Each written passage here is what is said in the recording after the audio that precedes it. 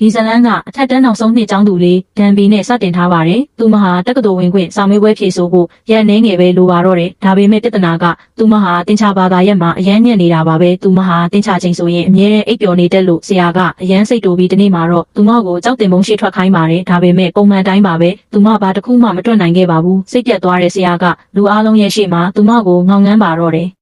သူမအိမ်ပြန်ရောက်တဲ့အခါစာမလုပ်ပဲဖုန်းဆော့လိုက်တချင်းသားထောင်လိုက်နေပဲအချိန်ဖြုံးနေပါတယ်သူမရဲ့အမေကစိတ်တိုနဲ့ကြည့်ပြီးနင်သာတချင်းစာသားတွေအလို့ကျက်တယ်လို့မျိုးတင်ချပု္ပ္ပစာတွေကိုတွက်နိုင်ရင်အခုလောက်ဆိုပါရမီရှင်ဖြစ်နေလောက်ပြီလို့ပြောပါတယ်ပြီးတော့ဒန်ဘီဟာတင်ချညက်နာကိုသူမရဲ့အဖေစီကငွေရခဲ့တာနေမှာပါလို့နောက်ပြောင်ပြီးဒီလိုအခြေအနေနဲ့ဆိုဘယ်တက္ကသိုလ်ကမှလက်ခံမှာမဟုတ်ဘူးလို့ပြောပါတယ်ဒန်ဘီကိုအနောက်ရှက်အဖြစ်စေဆုံးကတော့သူမအမေက TV Channel ကိုသူမအမြဲကြည့်နေကြသမိုင်း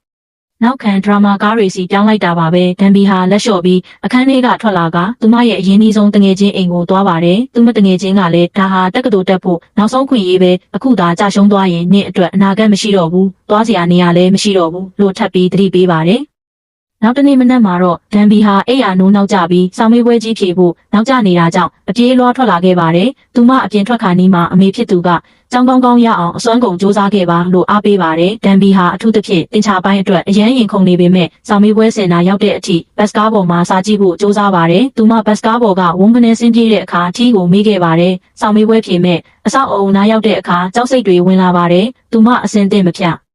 အသေးပါဘူးကြာရှုံးမဲ့အရေးကိုရင်ဆိုင်မဲ့အစားထွက်ပြေးဖို့စဉ်းစားပြီးထိတ်လန့်တုန်လှုပ်လာပါတယ်။သူမဟာတိတ်ထန်စွာရွာနေတဲ့မိုးအောက်မှာထိုင်နေရင်အားငယ်စွာနဲ့ပဲငါသာပြောက်ကွယ်သွားရင်ကောင်းပါပဲလို့တိတ်တဆိတ်ဆူတောင်းနေမိပါတယ်။သူမရဲ့ရှေ့မှာမိုးရေတွေကြောင့်ဖြစ်နေတဲ့ရေအိုင်လေးတစ်ခုရှိပါတယ်။သူမအဲ့ဒီအနားကိုတိုးသွားတဲ့အခါရုတ်တရက်ထူးဆန်းတာတစ်ခုဖြစ်သွားပါတယ်။ထူးဆန်းတဲ့အဝတ်စားတွေဝတ်ထားတဲ့လူတစုဟာစုဝေးပြီးမိုးရွာဖို့ဆူတောင်းနေကြတာကိုသူမသတိပြုမိပါတယ်။သူတို့ကမိုးမရွာတာ3နှစ်ရှိပြီဖြစ်လို့လူတွေဟာမိုးခေါင်ပြီးတေဆုံးနေကြတယ်လို့ပြောပါတယ်။ရုတ်တရက်ဒန်ဘီဟာရေအိုင်ထဲကိုကျသွားပြီးနစ်မြုပ်သွားပါတယ်။ဒါပေမဲ့သူမတေမသွားပဲအဲ့ဒီနေရာမှာတင်ပြန်ပေါ်လာပေမဲ့တခြားကဘာတစ်ခုဖြစ်နေပါတယ်။သူမဟာဇဝေဇဝါဖြစ်ပြီးဘေးနားကလူတွေကိုတမိုင်းကားရိုက်နေတာလားလို့ရှောက်မေးပါတယ်။ဘယင်ကသူမရဲ့ထူးဆန်းတဲ့ပြုမှုကိုမြင်ပြီးကြောက်လက်တကြားနဲ့မင်းကနတ်ဆိုးလားလို့အော်မေးပါတယ်။သူမကမဟုတ်ပါဘူး။သမီးကအထက်တန်းကျောင်းသူတော်ဆောင်ပါလို့ပြန်ဖြေပါတယ်။ဒါပေမဲ့သူမပြောလိုက်တဲ့စကားဟာသူတို့အတွက်တော့မော်ဝင်ကားထားတစ်ခုလိုဖြစ်နေလို့ပိုပြီးကြောက်လန့်သွားကြပါတယ်။ချက်ချင်းဆိုသလိုရဲမက်တွေကဓားတွေကိုထုတ်ပြီးသူမကိုဝိုင်းလိုက်ပါတယ်။ဓားတွေကတကယ်ဆိုတာသိသွားတဲ့အခါသူမပြတလဲဖြစ်ပြီးကျမဘာလို့ဒီဟိုရောက်နေလဲသိပါတယ်အရှင်ဖေဟာကျေးဇူးပြုပြီးမိုးရွာပေးပါလို့ကြံဖန်ပြောလိုက်ပါတယ်လူတွေကသူမရဲ့စကားကိုဆူတောင်းစာလိုမျိုးလိုက်ဆိုကြပါတယ်ဒါပေမဲ့သူတို့အားလုံးခေါင်းပြန်မောတဲ့အချိန်မှာတော့သူမဟာပျောက်ကွယ်သွားပါပြီသူမဟာထွက်ပြေးသွားပြီးဝတ်ပြူရေးအဝတ်စားတွေရှိတဲ့နေရာကိုရောက်သွားပါတယ်သူမဟာနတ်ဆရာတယောက်အဖြစ်ရုပ်ဖြတ်ပြီးဘယင်ရှိတဲ့အစည်းအဝေးတွေကိုခိုးဝင်သွားပါတယ်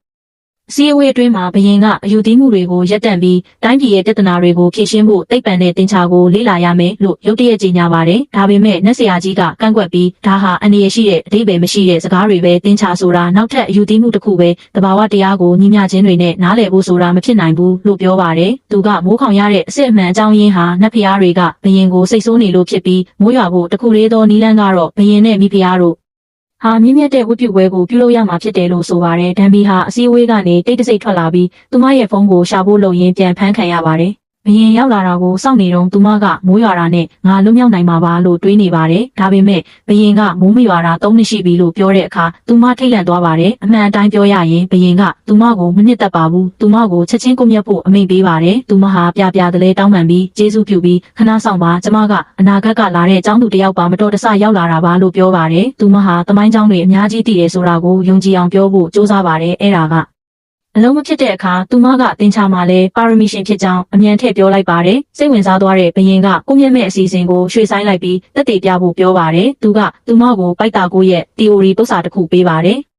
်အစမှာသူမဇဝေဇဝါဖြစ်ပြီးရေးထားတာတွေကိုနားမလည်ဘူးလို့ပြောပေမဲ့ဒါဟာပိုက်တာကိုရဲ့ theory ဆိုတာသိသွားတဲ့အခါအမြန်တွက်ပြလိုက်ပါတယ်ဘယင်ကအံ့ဩသွားပါတယ်သူ့ရဲ့ပညာရှိတွေတောင်ဒီပု္ပ္ပစာကို3ရက်လောက်တွေ့ရတယ်လို့ပြောပါတယ်အဲ့ဒီအချိန်ကစပြီးအားလုံးကဒန်ဘီကိုကိုဆန်လို့ခေါ်တဲ့အမျိုးသားပညာရှိတယောက်လိုဆက်ဆံကြပါတယ်ဘယင်ကသူမကိုတာဝန်တစ်ခုပေးပါတယ်အဲ့ဒါကတော့ပြည်သူတွေကိုသင်ချာတင်ပေးဖို့ပါပဲအကယ်၍အောင်မြင်ရင်သူမကိုအိမ်ပြန်ခွင့်ပေးမယ်လို့ဆိုပါတယ်ဒါပေမဲ့ဘယင်ကသူမရဲ့ပထမဆုံးတစ်ပတ်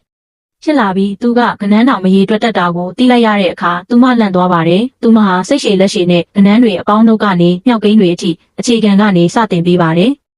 နောက်ဆုံးမှာတော့သူတို့ဟာပြိုင်ဘက်မျိုးကဂီတပညာရှင်တယောက်နဲ့တင်ချပြိုင်ပွဲအတွက်ပြင်ဆင်ကြပါတယ်။ဒန်ဘီသာရှုံးရင်အဖြစ်ပေးခံရမှာပါ။သူမဟာဘယင်ကိုရဲရဲဝံ့ဝံ့စိန်ခေါ်ပြီးဘယင်အမှားတွက်တဲ့အခါစိတ်တူတူနဲ့ရိုက်လိုက်ပါတယ်။ရဲမက်တွေကဘယင်ကိုထိတွေ့တဲ့အတွက်သူမကိုတတ်ဖို့ပြေးလာကြပေမဲ့ဘယင်ကတားလိုက်ပြီးရင်မောလိုက်ပါတယ်။မိဖုရားလာလေတဲ့အခါတိုင်းသူတို့ဟာတင်ချစာရွက်တွေကိုဝတ်ထားပြီးဂီတလေးကျင့်နေတဲ့အောင်ဆောင်ကြပါတယ်။တနေ့မှာဘယင်ကဒန်ဘီဗိုက်စာနေတာကိုသတိပြုမိပြီးသူနဲ့အတူစားဖို့ဖိတ်ခေါ်ပါတယ်။ဒါပေမဲ့သူမကအစားအသောက်တွေကိုမကြိုက်လို့သူ့ကိုမိဖို့ကြောင့်လည်းခေါ်သွားပါတယ်။သူမအိတ်ထဲကပါလာတဲ့အမဲတွေကိုသုံးပြီးအရသာရှိတဲ့အတင်စားခောက်ဆွဲတွေကိုချက်ကျွေးပါတယ်။သူကအရန်ဆက်ပေမဲ့အဲ့ဒါကိုကြိုက်သွားပါတယ်။သူမကရေတိုက်ပေမဲ့သူကအပူဆက်ကိုကြိုက်တယ်လို့ပြောပြီးညင်းပါတယ်။နောက်တနေ့မနက်မှာတော့နန်းတော်တစ်ခုလုံးသူ့အော်တန်ကိုကြားရပါတယ်။ဒန်ဘီသွားကြည့်တဲ့အခါသူမချိန်စာတိုက်လိုက်တယ်လို့ထင်ပြီးနားမှာ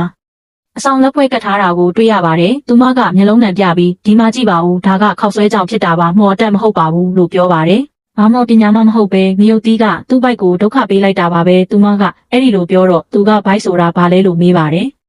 ဒါနဲ့ဒန်ဘီကထိုင်ပြီးဘိုက်ဆိုတာဘာလဲဦးဆိုတာဘာလဲနှလုံးကြောင်းနဲ့ရင်ဘတ်ကိုလက်နဲ့ဆန်းကြည့်ရင်ခုန်နေတာကိုခံစားရမှာဖြစ်ကြောင်းရှင်းပြပေးပါတယ်။ဒါပေမဲ့သူကငါဘာမှမခံစားရဘူးလို့ပြောပါတယ်။သူမကပြုံးပြီးရပါတယ်။ဒီနေ့မှာအရှင်ချစ်ရတဲ့သူနဲ့အတူရှိနေတဲ့အခါအလိုလိုခံစားရမှာပါလို့ပြောပါတယ်။သူမမှာဘ ഹു တုတတွေဘလောက်တောင်များလဲဆိုတာကိုသူအံ့ဩသွားပြီးသူမကိုထူးချွန်တဲ့ပညာရှိတစ်ယောက်လိုစတင်မြင်လာပါတယ်။ဒါကြောင့်သူကဂျိုးစွန်းကပညာရှိအားလုံးကိုတင်ချတယ်မကပဲသိပ္ပံကနေစိုက်ပြ။ကိုရဲ့အထိအကုန်လုံးတင်ပေးဖို့တောင်းဆိုပါတယ်။